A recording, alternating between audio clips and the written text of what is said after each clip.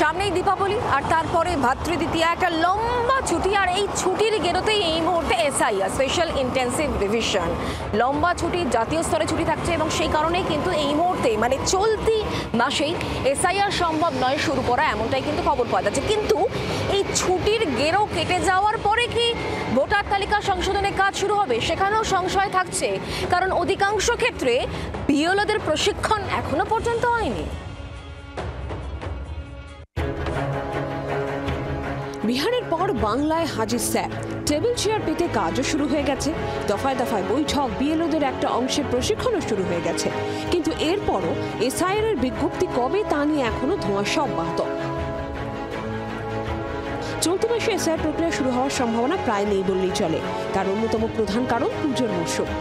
18 October থেকে 28 October জাতীয় স্তরে ছুটি। ছুটির মরশুমে বিজ্ঞপ্তি জারি হয় না। বিজ্ঞপ্তি প্রকাশের আগে 10 দিন বাফার পিরিয়ড লাগে। সেই সময় এখন কমিশনের হাতে নেই। বঙ্গে এসআইআর এর কাজ শুরু করার ক্ষেত্রে লোকবলেরও অভাব রয়েছে বলে কমিশন সূত্রে খবর। বিভিন্ন বিএলওদের যে প্রশিক্ষণ দেওয়া হচ্ছিল সেই প্রশিক্ষণের প্রক্রিয়া কিন্তু সম্পূর্ণভাবে সম্পন্ন এখনো পর্যন্ত হয়নি। একই সঙ্গে তাদের যে নিয়োগ প্রক্রিয়া তাও কিন্তু সম্পূর্ণ হয়নি, এমনটাই আমরা নির্বাচন কমিশন সূত্রে জানতে পারছি।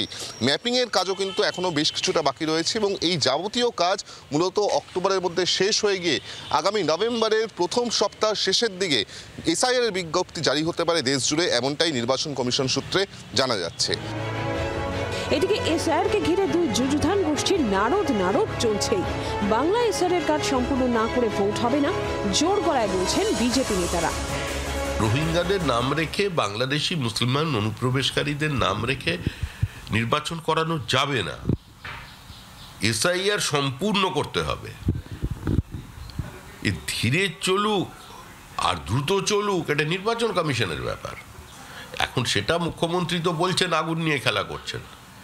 এসআইআর না হলে নির্বাচন বন্ধ থাকবে।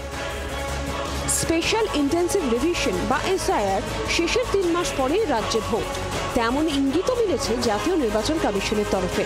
অর্থাৎ জানুয়ারির মধ্যে এসআইআর এর কাজ শেষ করে এপ্রিলে ভোটে যেতে হবে কমিশনকে, না হলে রাজ্যে রাষ্ট্রপতি শাসন জারি হয়ে যাবে বলে জানিয়েছেন বিরোধী দলনেতা। ধরে নিতে পারেন পশ্চিমবঙ্গের ক্ষেত্রেও 20-25 এপ্রিলের মধ্যে সমগ্র প্রক্রিয়া না শেষ করলে 5 তারিখ থেকে রাষ্ট্রপতি শাসন অটোমেটিক কোর্সে হয়ে যাবে, রাজ্যপালের হাতে শাসন ক্ষমতা চলে যাবে। পাল্টা নির্বাচন কমিশনকে বিজেপির সঙ্গে এক আসনে বসে আক্রমণ শানাচ্ছে তৃণমূল। অর্থাৎ শুভেন্দু অধিকারী হচ্ছে super election commissioner, Suvendu Adhikari হচ্ছে সুপার প্রেসিডেন্ট। কারণ শুভেন্দু বলে দিচ্ছে যে এসআইআর করতে হবে, আর যদি এসআইআর না করে তাহলে রাষ্ট্রপতি শাসন জারি করতে হবে। মানে রাষ্ট্রপতি কি করবে সেটাও শুভেন্দু বলে দেবে, ইলেকশন কমিশন কি করবে সেটাও শুভেন্দু বলে দেবে। অর্থাৎ আমরা বিরোধীরা যে অভিযোগ বারবার করে তুলছি সেটা শুভেন্দুই প্রমাণ করছে যে নির্বাচন কমিশন বিজেপির পোষা চাকর।